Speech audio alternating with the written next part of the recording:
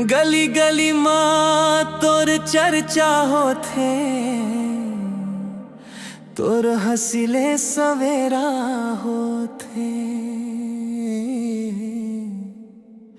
चूड़ी छन के सुर बन जाथे,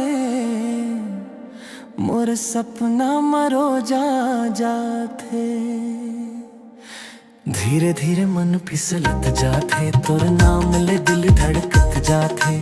धीरे धीरे मन फिसलत जाथे, तोर नाम ले दिल धड़कत जाथे।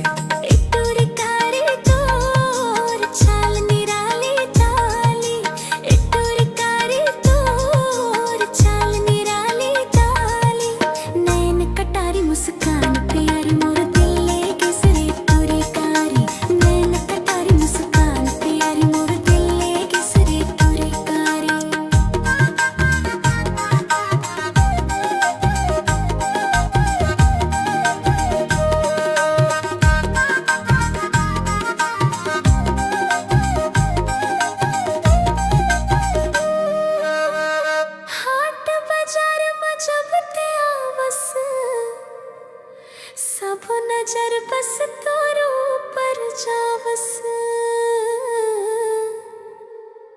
झुमका चमके बिजुरी कस, रूप तिहार लागे जादू कस। माया के रंग मा रंग दे मोला, जीवन भर संग रख ले मोला। माया के रंग मा रंग दे मोला, जीवन भर संग रख ले मोला। घोरले समझ तोर सपना आवे, तोर बिना मन मोर नहीं भावे। एक बात कहूँ दिल के अंदर, बन जा संगी जीवन भर।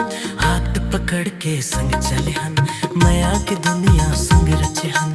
हाथ पकड़ के संग चले हन, माया के दुनिया संग रचे हन।